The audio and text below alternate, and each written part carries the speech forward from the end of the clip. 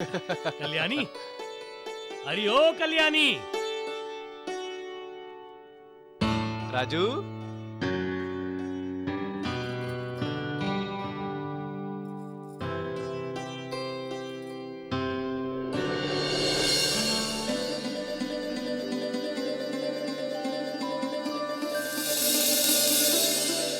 कल्याणी, सोने का ये हार माँ जी ने दिया है। अरे वाह। वाह क्या चाचू, दादी माँ ने जानकी चाची को कुछ नहीं दिया।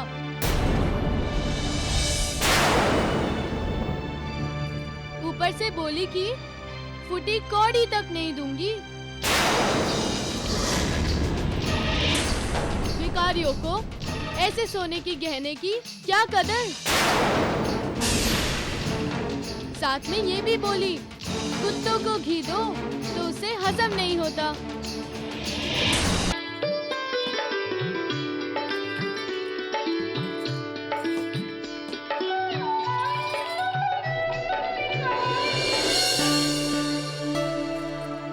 माँ जी, दीदी, खाना खाने के लिए चलिए।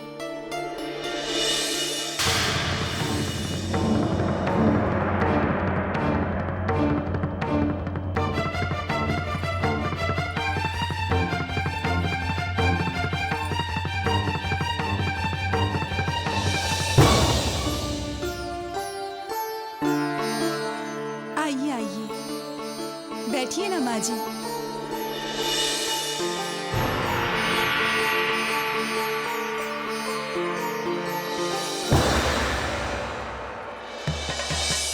मेरे ही घर में, मेरे ही रसोई घर में ये तुम मुझसे कह रही हो? रघुराम तुम्हें रसोई घर में क्या ले आया? तुम तो इस घर को अपना ही समझ बैठी। तुम्हारे तो पर निकल आए।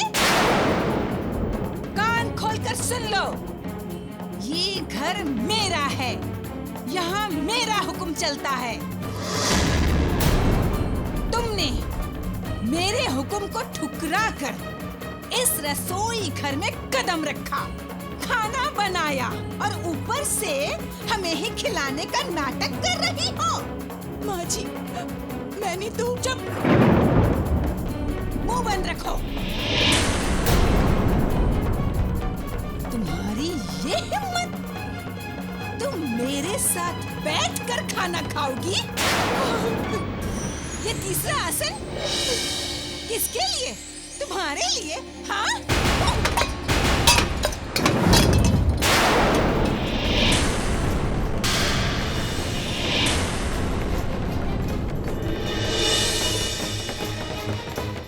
रघुराम चाहे तुम्हें सर पर बिठाकर रखे, चाहे तुम्हें सर पर बिठाकर नाच करे, मगर याद रखना, मेरे लिए तुम एक दरिद्र की बेटी हो, एक भिखारन हो तुम, बस समझी? इसलिए आज मैं फिर कह रही हूँ, भिखारन हो और भिखारन बनकर रहो, अपनी औकात में रहो।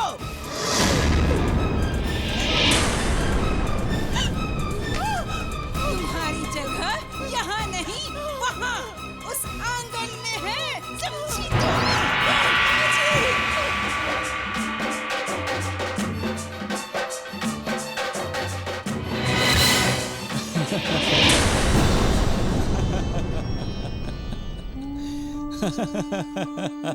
साईनाथ, क्या हुआ?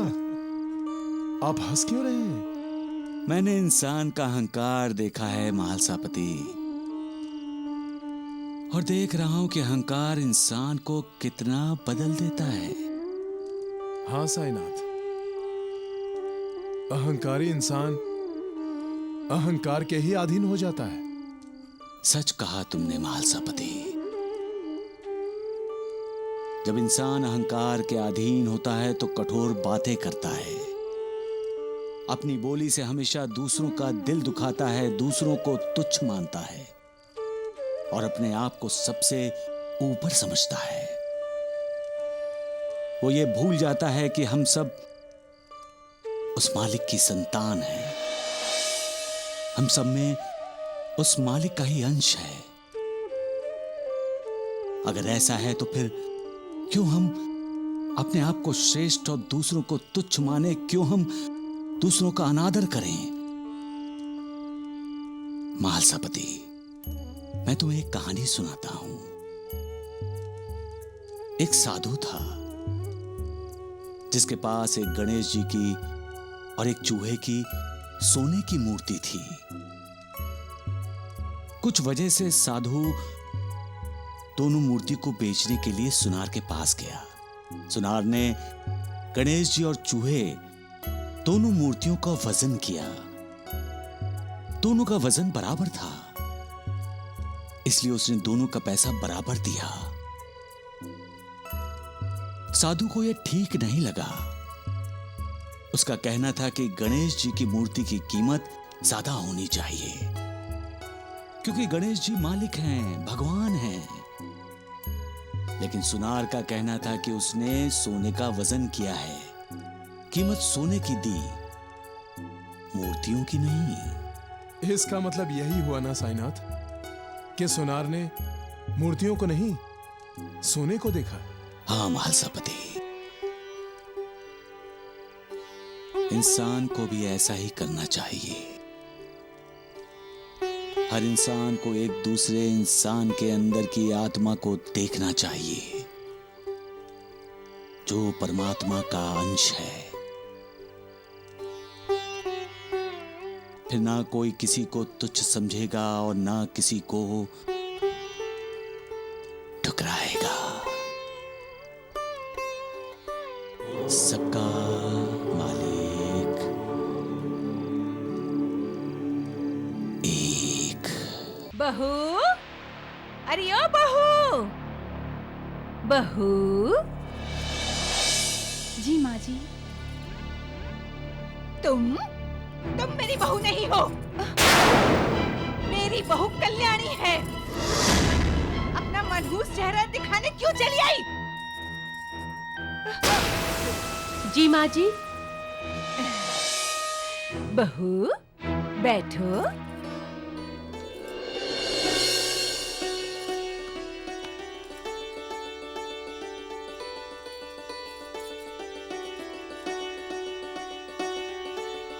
देखो, मैं तुम्हारे लिए क्या लाई हूँ। आज तुम्हारा जन्मदिन है ना? ये तोहफा मेरी तरफ से तुम्हारे जन्मदिन के लिए। लो, पहन कर दिखाओ।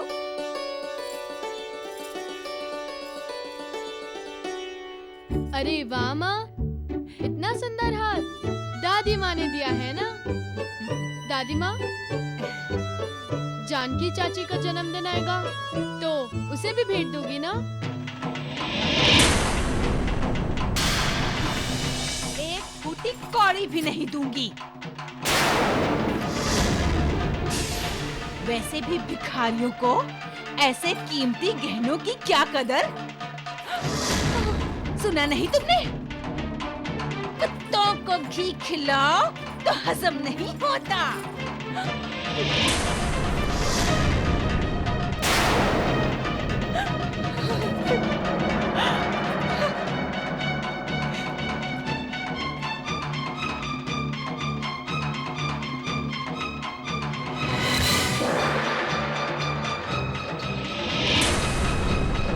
अहंकार के अधीन होकर लोग दूसरों को दुखी क्यों करते हैं?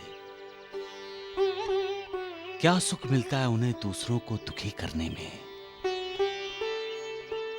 दुख देना एक मानसिक बीमारी है। इस बीमारी को दूर करने का इलाज क्या है? बड़ी छोटी सी बात है। दूसरों को सुख दो, उन्हें अपने सुख में शामिल करो। बात छोटी है लेकिन आसान नहीं है। किसी को रुलाना आसान है, हंसाना मुश्किल है।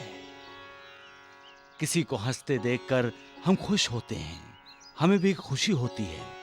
हमें भी खुशी होती है, हंसी आती है, तो फिर हम दूसरों की हंसी क्यों छीनते हैं, क्यों दूसरों को दुख देते हैं? ये मेरा है, ये मेरा नहीं है। ऐसी भावना ही हमें पक्षपात करने को मजबूर करती है। पक्षपात है तो अन्याय है, और जहां अन्याय है वहां क्रोध है, शत्रुता है, दुख है। दूसरों को सुख देकर तो देखो, कितना सुकून मिलता है तुम्हें। दूसरों को मुस्कुराना सिखाओ, हंसी के फूल खिलाओ उनकी जिंदगी में। तुम्हें एहसास हो जाएगा कितनी तसल्ली हुई है तुम्हें, कितना समाधान हुआ है।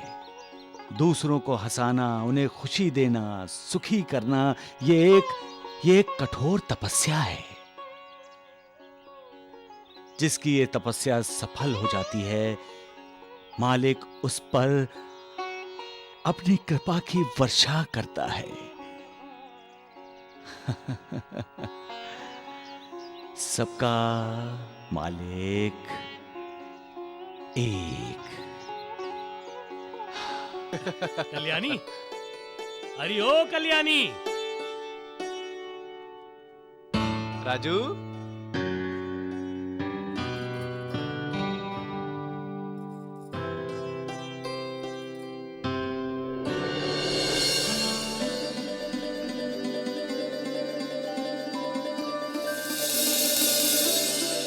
कल्याणी, सोने का ये हार माँ जी ने दिया है। अरे वाह, वाह क्या चाचू, दादी माँ ने जानकी चाची को कुछ नहीं दिया।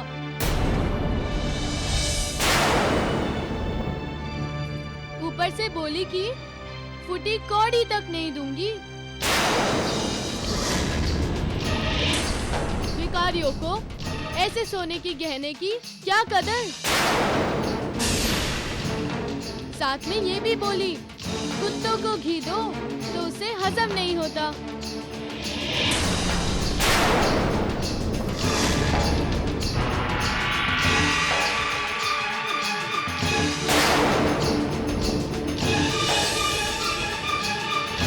राजू, तुम्हारे चाचा ने शादी के समय जब तुम्हारी चाची के गले में फूलों का हार डाला ना, तब से तुम्हारी चाची के लिए ऐसे सोने के हारों की कोई कीमत ही नहीं रही।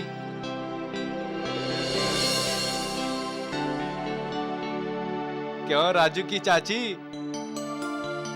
मैं सच बोल रहा हूं ना?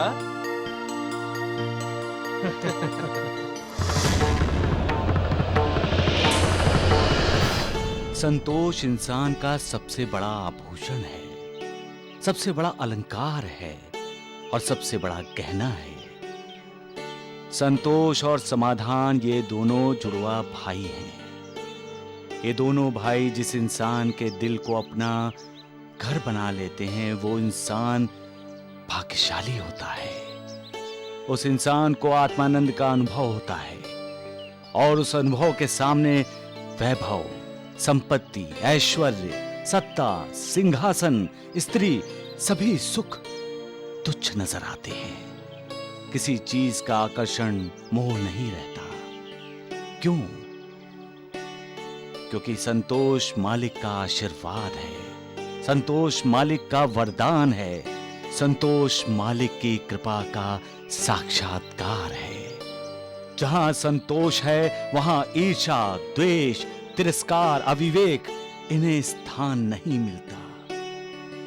इंसान का मन अति चंचल होता है और चंचल मन इधर से उधर और उधर से इधर हमेशा भटकता रहता है। जिसने भी अपने इस चंचल मन पर अंकुश लगा दिया वही योगी है। संतोष योग का ही दूसरा नाम है।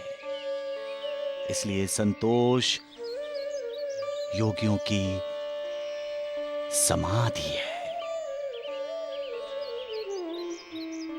सबका मालिक एक।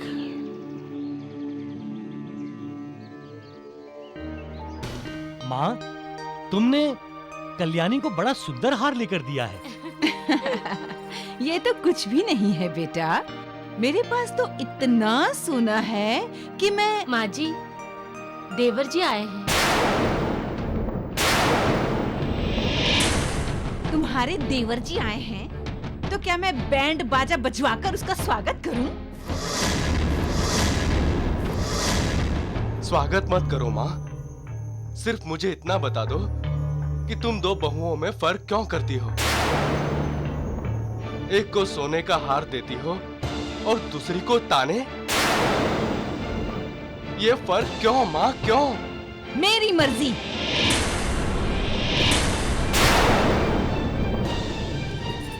मैं अपनी मर्जी की मालकिन हूँ। तुम दूसरी शादी कर लो मेरी पसंद की लड़की से। मैं उस दूसरी बहू को भी सोने से लाद दूंगी।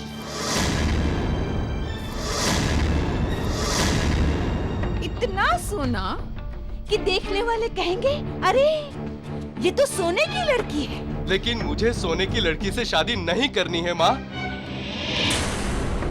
और ना ही दूसरी शादी। मैं तो बस ये कहने आया हूँ कि आज के बाद इस घर में जानकी का अपमान नहीं होना चाहिए। ये मेरा घर है रघु। मेरा भी तो घर है माँ। क्या नहीं है?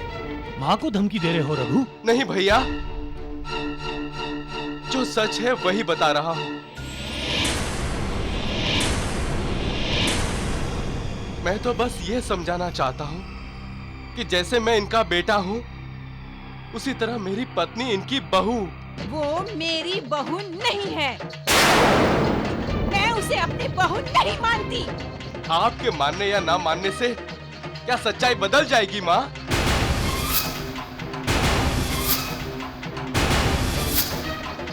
मैंने जानकी से शादी की है, वो इस घर की बहू है माँ। इसके इस अधिकार को आप कैसे ठुकरा सकती हैं?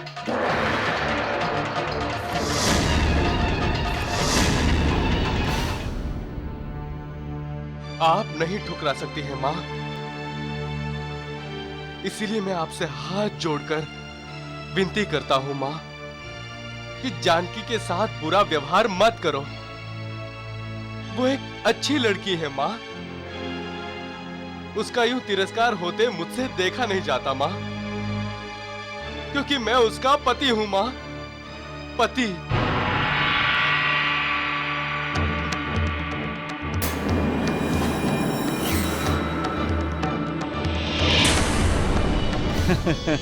क्या हुआ दोस्त, अचानक हंसने क्यों लग गए? श्रवण, किसी सोच पर हंस रहा हूं मैं। अरे किसी के मानने या न मानने से क्या होता है? मालिक है, ईश्वर है, भगवान है, यही तो सत्य है। अगर भगवान है तो हमें दिखाई क्यों नहीं देते? श्रवण, क्या तुम्हें हवा दिखाई देती है? खुशबू दिखाई देती है? लेकिन तुम उसे महसूस कर सकते हो, अनुभव कर सकते हो। इसी तरह मालिक का भी अनुभव किया जा सकता है। मालिक को मन की आंखों से देखना चाहिए, इस तन की आंखों से नहीं। अगर मन की आंखों से देखोगे तो अनुभव करोगे कि मालिक है। तुमने कभी सोचा कि आकाश बिना खंबे के कैसे टिका हुआ है? हाँ? अचानक आकाश से बरसात होती है, जमीन से फसल कैसे होती है? एक छोटा सा बीज इतने बड़े वृक्ष का रूप कैसे ले लेता है, कैसे तब्दील हो जाता है? जो सूरज आज डूब गया है, कल फिर से उदय कैसे होगा? पंछी कैसे उड़ते हैं, फल और फूल कैसे आते हैं? अगर सोचोगे तो विश्वास होगा कि मालिक है। इसी तरह अहंकार के अधीन होकर जब कोई कहता है कि ये मेरा बेटा नहीं, ये मेरी बहू नहीं, लेकिन अगर वो तुम्हारा बेटा है तो ना मानने से क्या होता है? सच्चाई को अनदेखा नहीं किया जा सकता श्रवण, सच को ठुकरा नहीं सकते। और जानते हो सच क्या है? वही सत्य है और बाकी सब झूठ, यही ना? अच्छा।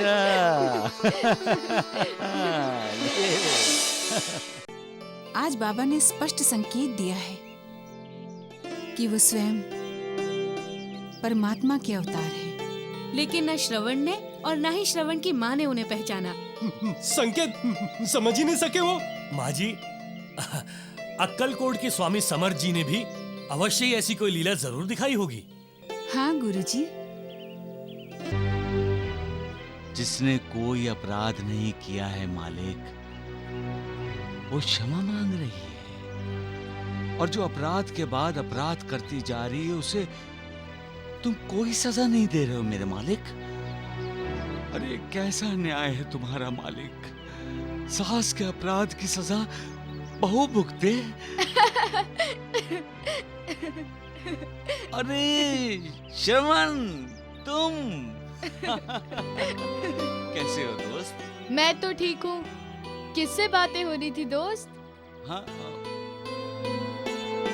उससे। कब खत्म होगा तुम्हारा ये पागलपन?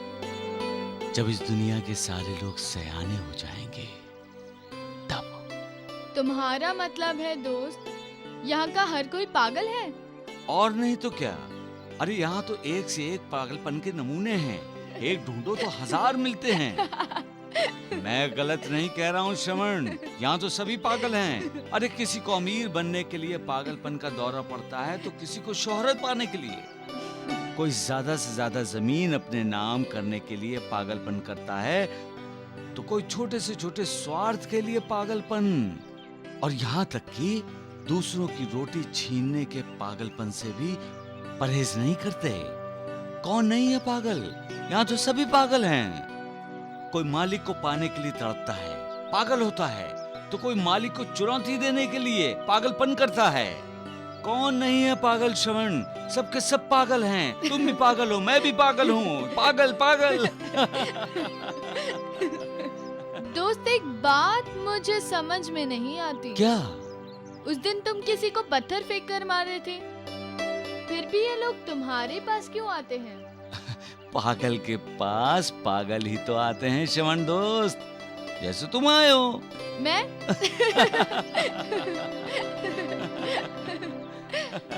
अरे मैं तो भूल ही गया। हा? क्या? माँ ने तुम्हें खाना खाने के लिए बुलाया है। क्यों? उस दिन तुम आए थे ना, और माँ तुम्हें खाना नहीं खिला सकी थी, इसीलिए। लेकिन मैंने तो शिकायत कभी नहीं की। तुमने शिकायत नहीं की, लेकिन माँ को बुरा लगा। तुम्हारी माँ को तकलीफ होगी न श्रवण दोस्त। नहीं आओगे तो ज्यादा तकलीफ होगी दोस्त, इसीलिए जरूर आना। माँ ने यही कहने के लिए मुझे भेजा था। आओगे ना? जरूर आना, माँ इंतजार करेगी। हाँ हाँ जरूर। चलता हूँ। वाह मालिक वाह, तुम्हारा भी कोई जवाब नहीं। तुम्हारी कलाकारी की तो दाद देनी पड़ेगी मालिक। एक तरफ तुम्हारा बनाया हुआ इंसान मंगेश जो अपनी माँ को लात मारता है, और दूसरी तरफ ये श्रवण जो अपनी अंधी माँ, अंधे बाप की आंखें हैं, आंखें। तुम्हारी रचना भी अजीब है मालिक। रिश्ता एक और रूप अनेक। सबका मालिक एक। मालिक ने इंसान तो बनाया, लेकिन कमाल का बनाया। मालिक के बनाए हुए इंसान का एक निराला परिवार है, और उस परिवार के सदस्य भी हैं। कौन है सदस्य? सदस्य हैं ईर्ष्या, द्वेष, अहंकार, तिरस्कार और क्रोध। सबका मालिक एक। अरे कैसे हो श्रवण दोस्त? ठीक हूँ। बिल्कुल ठीक। तुम भी कमाल के हो दोस्त, और तुम्हारी दोस्ती भी। मैं तुम्हें कहाँ कहाँ ढूंढ रहा हूँ और तुम यहाँ आकाश की तरफ देखकर बातें कर रहे हो। क्या करूं दोस्त, जब वो खाली होता है ना तो मुझे पुकारता है। अब पुकारे तो बोल देना कि मैं श्रवण के घर खाना खाने जा रहा हूँ। अरे मैं तो तुम्हारे घर जाने के लिए तो निकला था। लेकिन बीच में मालिक ने मुझे बातें करने के लिए रोक लिया, यही ना? अब चलोगे? माँ इंतजार कर रही होगी। चलो। हाँ, चलो चलो चलो चलो। अब आकाश की तरफ बिल्कुल मत देखना। क्यों? मालिक फिर से रोक देगा और खाना यूं ही रह जाएगा और माँ इंतजार करती रहेगी। चलो अब जल्दी चलो। जल्दी चलो चलो चलो चलो चलो। नहीं देखूंगा, नहीं देखूंगा। चलो चलो चलो।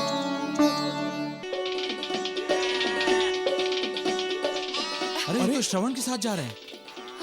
साईं बाबा आज बहुत खुश दिखाई दे रहे हैं। उनकी खुशी का कारण आज जाकर बाबा से पूछते हैं। चलो। साईनाथ तो श्रवण के साथ बिल्कुल बच्चे बन जाते हैं। बाबा प्रणाम। अरे तुम लोग, तुम सबका कल्याण हो। अच्छा सखुबाई, तुम्हारे पति ने शराब पीनी छोड़ी कि नहीं? आपकी आज्ञा का उल्लंघन करने की हिम्मत किसी में है? फिर मेरा पति कैसे कर सकता है? चलो चलो चलो चलो। बाबा बाबा बाबा अरे साईनाथ। बाबा बाबा प्रणाम। अरे खुश रहो खुश रहो खुश रहो। क्या बात है, आज पूरी शिरडी यहाँ सब खुशहाल तो है नानावली? आशीर्वाद है। चलो श्रवण चलो। चलो चलो। ये क्या नाटक लगा रखा है नानावली? हाँ, मेरा पीछा क्यों कर रहे हो तुम सब? पीछा नहीं कर रहे बाबा, हम तो आपके पीछे पीछे आ रहे हैं। क्यों? ये भी कोई सवाल है बाबा? भक्त तो अपने भगवान का पीछा करता ही है साईनाथ, और फिर हम सब तो आपके भक्त हैं। अरे तो पीछा किया ना, अब जाओ। चलो श्रवण चलो। बाबा बोल दो। बोलो।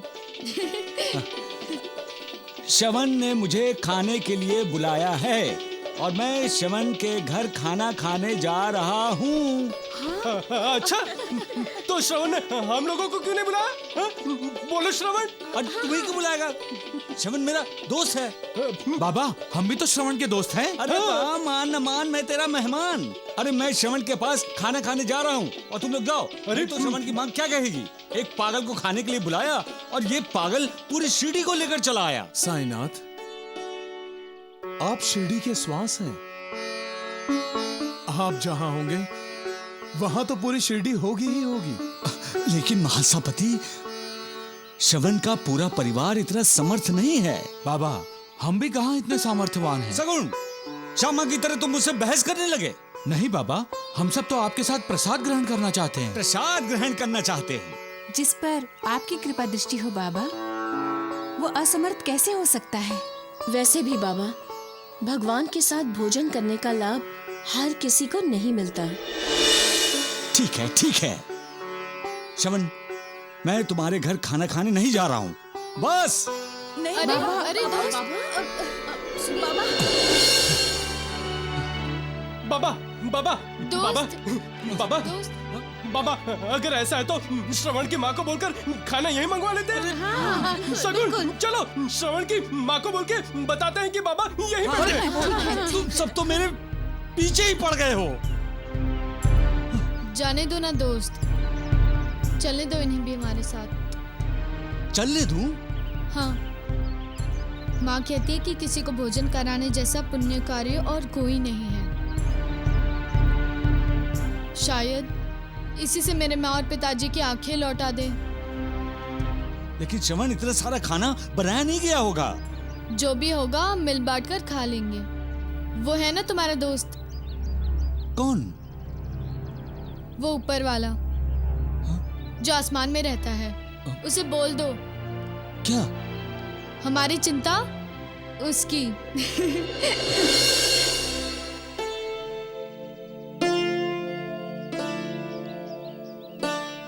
सुन लिया मेरे मालिक, मेरे इस छोटे से दोस्त का ख्याल रखना।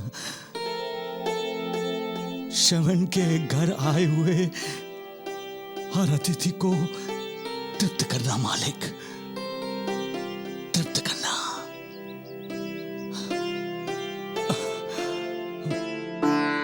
अरे बेटा श्रवण, इतनी देर हो गई, ये लड़का कहाँ जाके बैठ गया?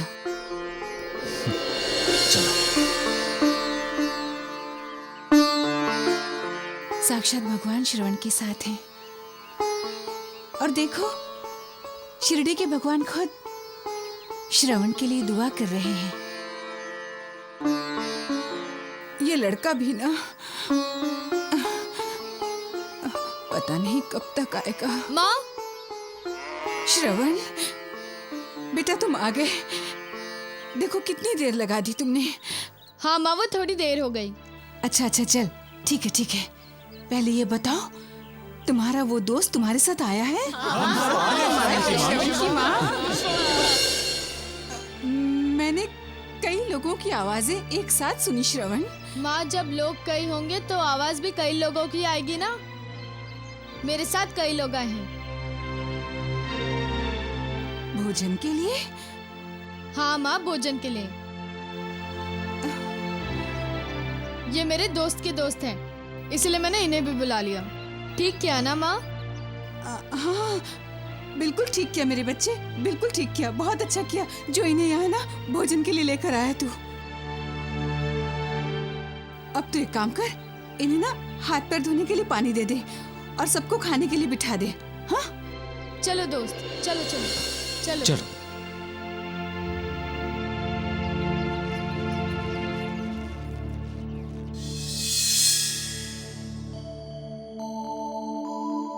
श्रवण बेटा, मैंने इन सब के लिए खाना तो नहीं बनाया। माँ जी, हमें बस प्रसाद दीजिए। नहीं नहीं, ये सही नहीं होगा। हमारे दरवाजे पर कोई खाने के लिए बैठे और भरपेट ना खा पाए, ये तो सही नहीं है ना। मैं दाल और चावल पकाने के लिए रखती हूँ, तब तक श्रवण तुम लोगों को ये खाना परोसेगा। जाओ बेटा श्रवण, जाओ।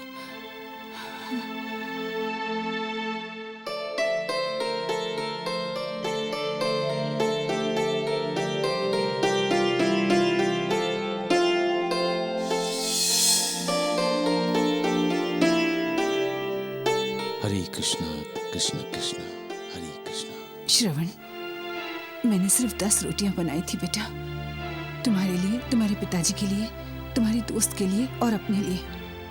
तुमने सबके पत्तल में रोटी रख दी है? हाँ माँ, मैंने सबको दे दी और ऊपर से बच भी गई है। बच गई? साईं राम साईं श्याम, दुख भंजन तेरु नाम। साईं राम साईं श्याम, दुख भंजन तेरो नाम। हे साईनाथ तेरे आने से, हे साईनाथ तेरे आने से, हुआ धन्य ये धरती धाम धाम। साईं राम साईं श्याम, दुख भंजन तेरु नाम। साईं राम साईं श्याम, दुख भंजन तेरो नाम। सुख धाम धन धाम, साईं राम साईं श्याम, गुण धाम यश धाम। साईं राम साईं श्याम। ओ भक्त वत्सल दीन बंधु बाबा तुझे प्रणाम। साईं बाबा तुझे प्रणाम, साईं बाबा तुझे प्रणाम। माँ जी, खाना बहुत बढ़िया बनाया था। माँ जी, आपका कल्याण हो। आप साक्षात अन्नपूर्णा हो। हम सब तृप्त होकर जा रहे हैं।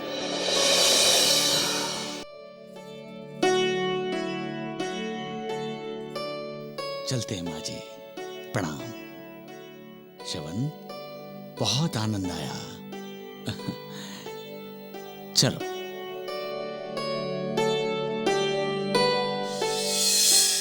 माँ, सब लोग ने भरपेट खाना खाया, फिर भी बर्तन तो पूरे के पूरे भरे हुए हैं।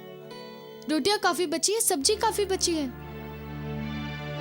ये तो चमत्कार हो गया श्रवण, ये तो बहुत बड़ा चमत्कार हो गया।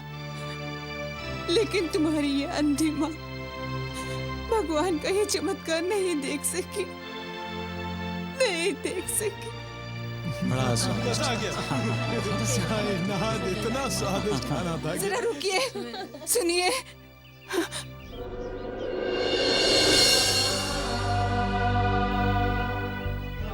इस दुनिया में भगवान है, परमेश्वर है। आप सबने उन्हें देखा है, लेकिन मैं इतनी बदनसीब हूँ कि मैं अपने भगवान को नहीं देख सकती। परंतु मैं उन्हें महसूस कर सकती हूँ। वो यही कहीं है, यही कहीं मेरे करीब। आज मुझे साक्षात्कार हुआ है कि इस दुनिया में भगवान है, परमेश्वर है। मैं उन्हें प्रणाम करती हूँ, मैं उन्हें प्रणाम करती हूँ।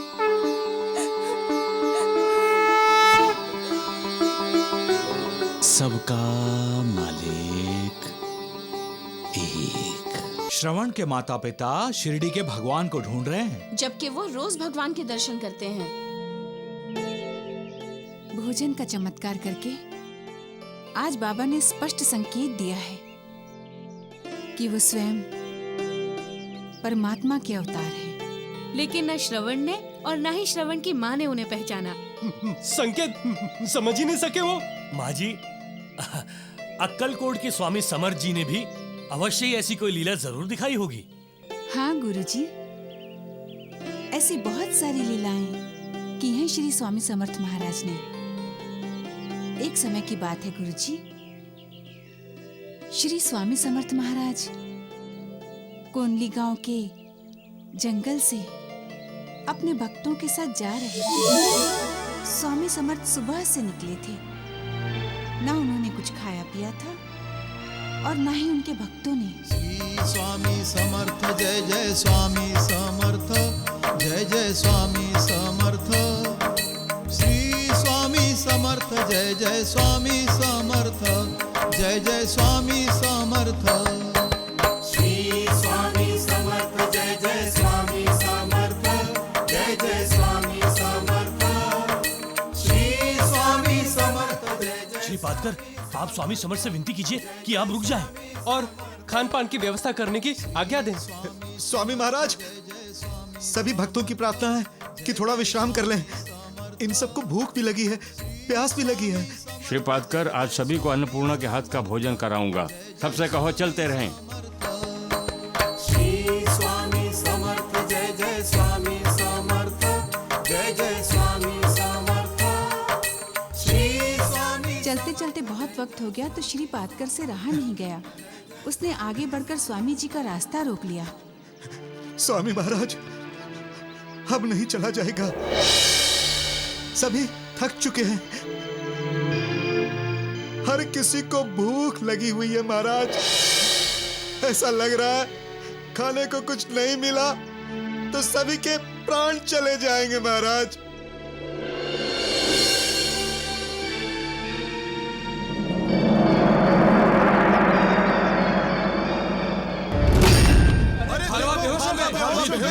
बेहोश हो गए। स्वामी महाराज, चिंता ना करो, भालवा के पेट में खाना जाएगा, भालवा होश में आ जाएगा। लेकिन महाराज, इस घने जंगल में खाना कहाँ मिलेगा? और हम लोग 40 से ज्यादा हैं स्वामी महाराज। सामने चले जाओ, वहां अन्नपूर्णा तुम्हारी प्रतीक्षा कर रही है।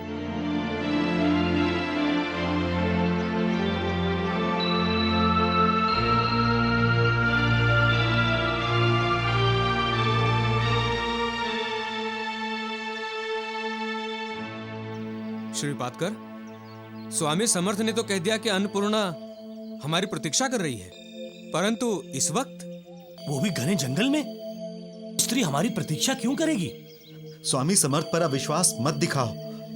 स्वामी समर्थ जी ने कहा है कि अन्नपूर्णा हमारी प्रतीक्षा कर रही है, तो अन्नपूर्णा हमारी प्रतीक्षा कर रही है।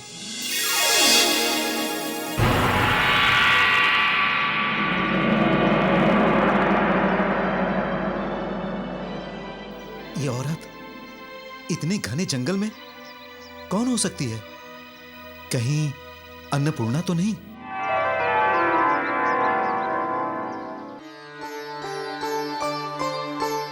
नमस्कार माँ जी। यहां से गांव कितनी दूर होगा? चलते रहो, रात होने से पहले गांव पहुंच जाओगे। भूखे प्यासे हम लोग जंगल में भटक रहे हैं, भोजन की तलाश में हैं। स्वामी महाराज ने कहा है कि भोजन तैयार है, अंदर सारा भोजन रखा है, लेकर जाइए। श्री स्वामी समर्थ जय जय स्वामी समर्थ, जय जय स्वामी समर्थ। श्री स्वामी समर्थ जय जय स्वामी समर्थ, जय जय स्वामी समर्थ। श्री स्वामी समर्थ चावल, स्वामी समर्थ दाल, श्रीखंड, पूरी, लड्डू। श्री स्वामी समर्थ जय जय स्वामी समर्थ, जय जय स्वामी समर्थ। ये तो पंच पकवानों का भोजन है माँ जी। ऐसा समझो आपके लिए ही बनाया है। माँ जी, आप भी चलिए हमारे साथ, आपको स्वामी समर्थ जी के दर्शन हो जाएंगे। इस वक्त तो मैं आपके साथ नहीं चल पाऊंगी, लेकिन उनके दर्शन जरूर करूंगी। आप उन्हें मेरा प्रणाम करना। लेकिन माँ जी, स्वामी समर्थ महाराज को मैं क्या कहूँ कि कौन उनके दर्शन करने आएंगी? अन्नपूर्णा। अन्नपूर्णा यही नाम है मेरा।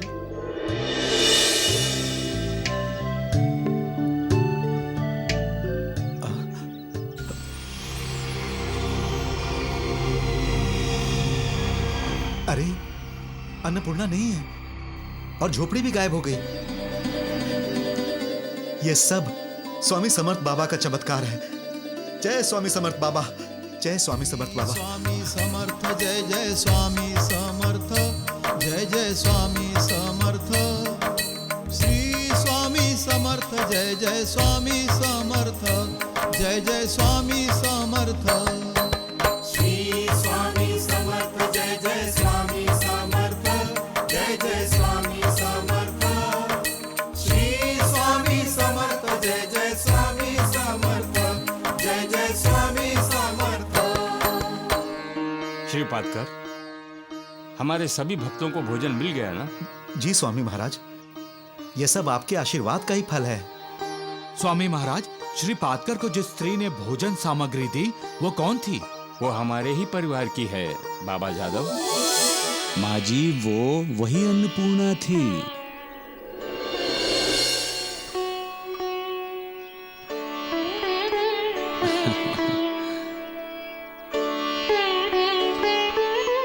नूरबाजी, अन्नपूर्णा पूरी दुनिया को खाना खिलाती है। हम सबकी माता है वो।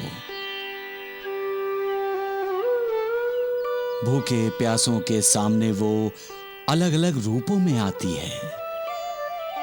किसी को घरेलू रूप में दिखाई देती है, तो किसी को जंगल में रात के वक्त।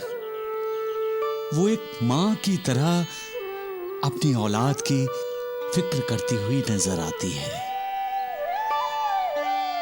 और कभी कभी हम जैसों को श्रवण की मां के रूप में भोजन खिलाते हुए, नानावली भूख लगी है? सबका मालिक एक।